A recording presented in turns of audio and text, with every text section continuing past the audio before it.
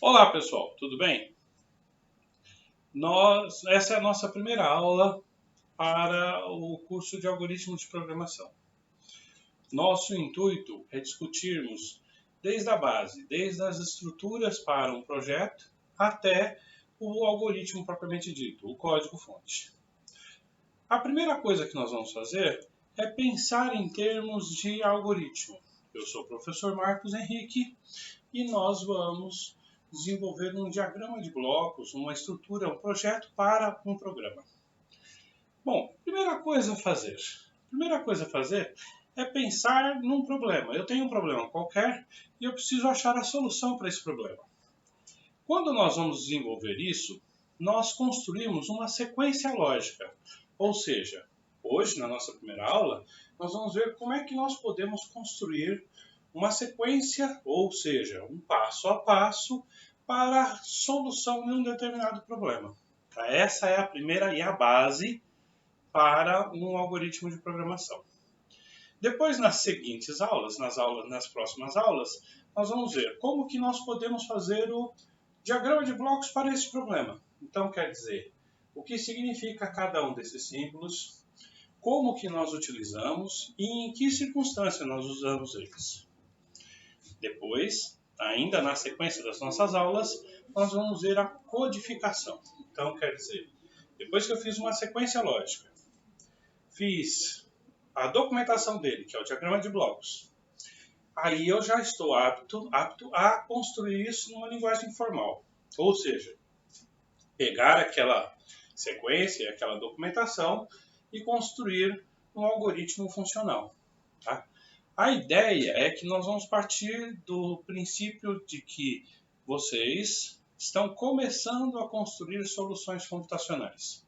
Então, nós vamos começar primeiro a construir a sequência lógica para isso. Bom, isso faz parte de um curso que nós estamos desenvolvendo para vocês, que está disponível neste endereço. Então, quer dizer, se vocês quiserem acompanhar as outras aulas na sequência, vocês podem olhar a partir desse endereço, vão na aba Lógica de Programação e lá tem as aulas, esta e as outras aulas que vão vir, tá bom?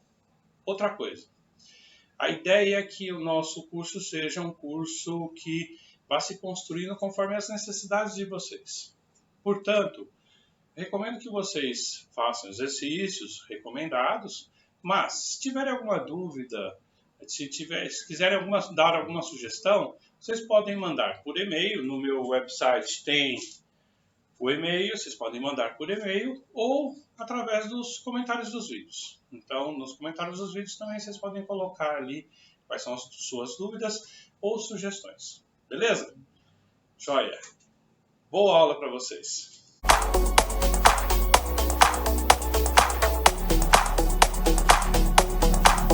Vamos então para a nossa aula. Bom, primeira coisa a fazer, o que é uma sequência lógica? Uma sequência lógica é um conjunto de passos, uma narrativa linguística, usando o nosso idioma mesmo, descrevendo passo a passo de uma determinada tarefa. Tá?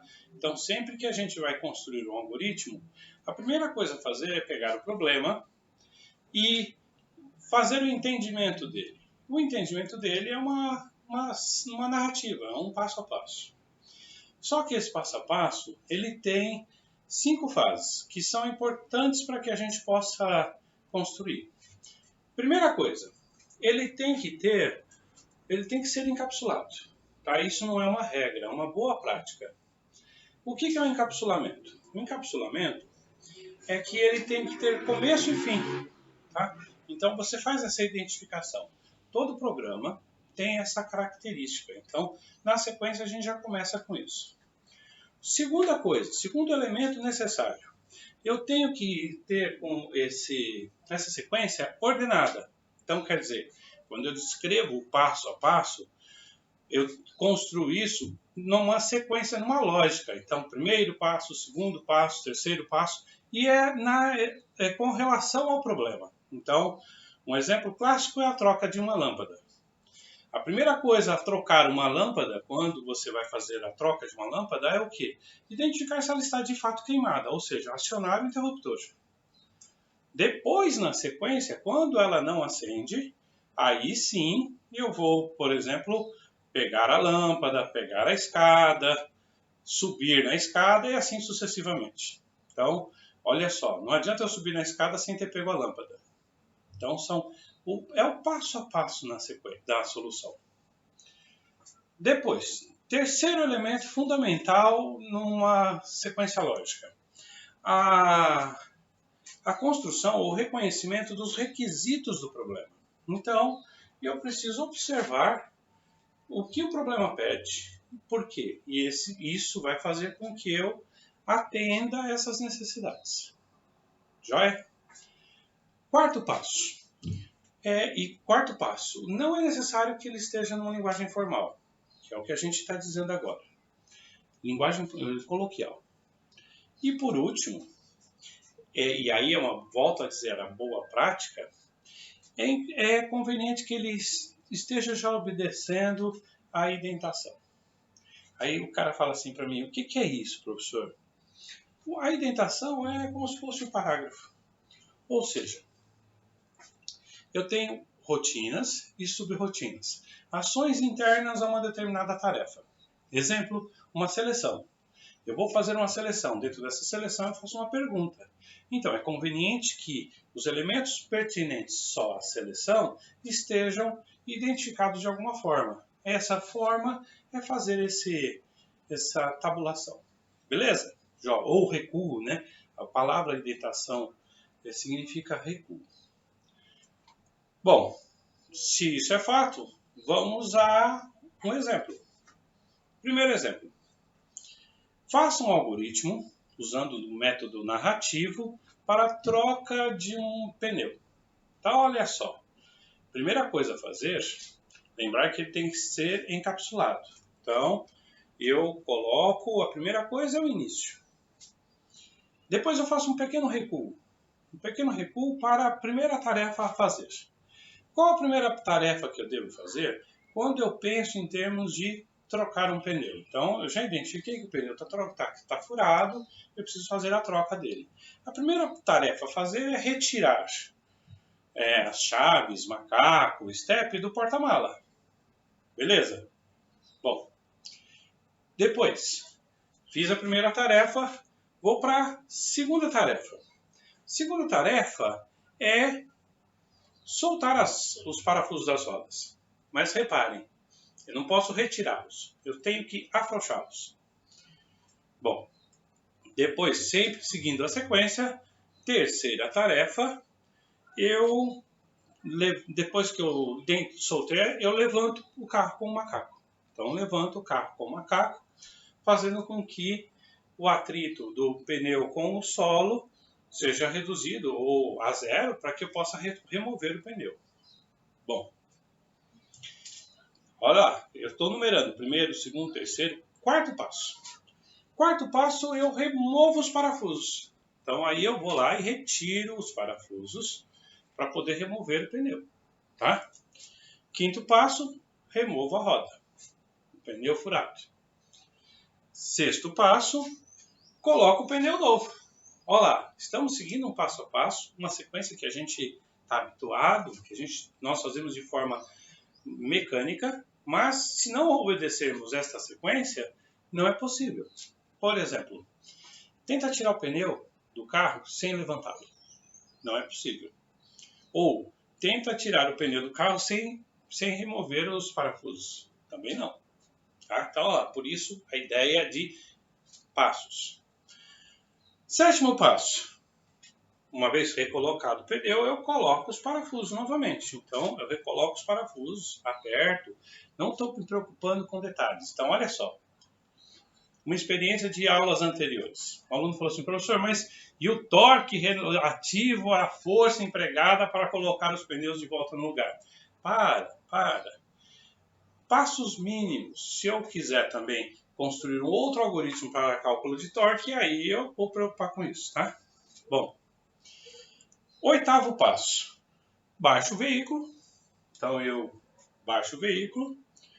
E, nono passo, reforce os parafusos para manter eles firmes, né? Para que o pneu não saia quando eu estou me movimentando. Décimo e último passo, guardo as ferramentas. Então, guardo minhas ferramentas e acabou o algoritmo para troca de pneu. Lembra que é encapsulado? Início, fim. Pronto. Construímos um algoritmo em linguagem narrativa ou em uma sequência lógica para a troca de pneus. Joia? Bom. Exemplo 2. Escreva a sequência lógica para a troca de uma lâmpada. Olha lá o exemplo da lâmpada que eu dei. Deve-se primeiro verificar se a lâmpada está queimada, repetindo o processo até que a lâmpada esteja acendendo. Então vamos ver. Vamos um pouco mais rápido também. Então, primeira coisa, início, primeiro elemento a fazer, acionar o interruptor para testá-lo, né? Lembrando que se eu preciso fazer o teste até porque o problema pede. Segundo passo, se a lâmpada não acender, olha só, se, por quê? Se sim ou se não. Então, se a lâmpada não acender, aí eu tenho que fazer o quê? Ações internas a se ela acender ou não acender. Se não acender, o que eu faço? Eu pego uma escada, mas reparem que eu fiz um recuozinho ali. Esse recuo é a indentação, tá? Ou seja, este passo 2.1 ou 3, tanto faz, tá? Eu que numero assim para identificar que um está interno ao outro. Ele está interno ao anterior, tá? Bom, pego a escada para poder fazer a retirada e a troca da lâmpada. Posiciono a escada na posição correta. Olha só, eu estou sendo até um pouco exagerado, mas tudo bem. Posiciono a escada, coloco ela no lugar para trocar a lâmpada. Pego uma lâmpada nova, não adianta eu subir na escada sem uma lâmpada nova para fazer a troca. Subo a escada, retiro a lâmpada queimada. Já tenho certeza que ela está queimada porque eu já fiz o teste. Coloco a lâmpada nova. Olha só, eu não estou falando nada de rosquei à direita, rosquei à esquerda. Não estou tentando dar tantos detalhes. Depois, olha só, terceiro passo. Se a lâmpada não acender, porque eu já havia acionado o interruptor, se ela não acender, o que eu faço? Repetir o processo até que ela acenda. Tudo bem? Então, repito o processo a partir do segundo passo até que ela acenda. E aí, eu fechei o algoritmo para a troca de uma lâmpada, fazendo sucessivos testes. Beleza? Bom, fechando o nosso algoritmo, eu tenho o início, eu tenho que fechar ele, fim. Tá? Está encapsulado, bonitinho, pronto para ser executado. Tá? Bom, agora eu recomendo a vocês que nós façamos alguns exercícios. Então, o primeiro exercício é esse. Escreva a sequência lógica ou descrição narrativa para os seguintes problemas. O primeiro problema é um problema clássico. Os dois são problemas clássicos. Diz assim: 3 jesuítas e 3 canibais precisam atravessar um rio. Para tanto, eles têm à disposição um barco com capacidade para 2 pessoas. Para evitar que os canibais ataquem os jesuítas, a quantidade de jesuítas em nenhuma das margens deve ser inferior à de canibais. É um problema clássico do jesuíta e do canibal. Então, o que significa? Eu tenho que construir um algoritmo para movimentá-los. Movimentar os 2 jesuítas, os 3 jesuítas e os 3 canibais. Eu não posso deixar em nenhuma das margens um número superior de canibais. E, importante observar, o barco não vai só, né? Tá? Tudo bem?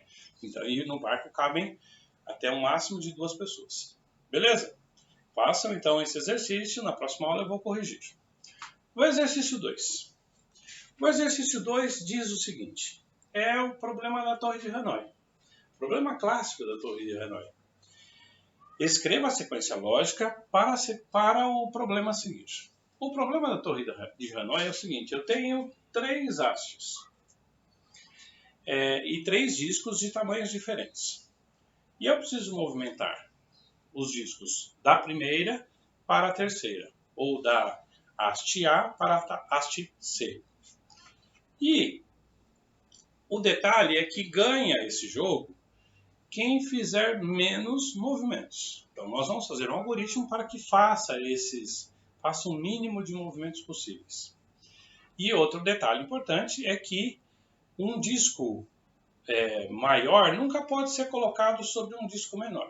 Então quer dizer, eu posso movimentar o vermelho para o A, o vermelho que está no A para B, e aí, a próximo passo, movimentar o verde para C.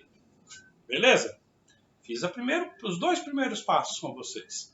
E aí o que eu espero de vocês? Que vocês consigam movimentar toda a torre, ou seja, a sequência de cima para baixo, vermelho, verde e azul, que está na haste A para a haste C. Beleza? Na próxima aula, eu corrijo esse exercício, fazemos nossos comentários e aí damos sequência aos nossos estudos. Beleza? Joia! Então, até a próxima aula, gente. Não esqueçam de fazer os exercícios, tá? Tchau, tchau. Bom, pessoal, com isso nós terminamos nossa primeira aula. Nós discutimos a ideia de construir uma sequência lógica. Eu recomendo a vocês que façam os exercícios para que vocês possam tirar suas dúvidas. Tomem nota dessas dúvidas para que a gente, quando corrigir, vocês possam sanar essas dúvidas. Na próxima aula, eu vou postar para vocês a correção desses exercícios propostos e vamos dar continuidade nos estudos olhando os diagramas de blocos. Então é importante que vocês tentem fazer para estimular essa ideia de entendimento. Caso vocês ainda tenham alguma dúvida, vocês podem entrar em contato comigo pelo meu website, usando o meu e-mail. Podem mandar uma mensagem por e-mail ou ainda colocar nos comentários dos vídeos. Até os comentários dos vídeos é mais rápido, tá? Bom, de qualquer forma, próxima aula nós fazemos a correção desses exercícios e daremos sequência nos nossos estudos, beleza? Joia, muito obrigado, até a próxima aula.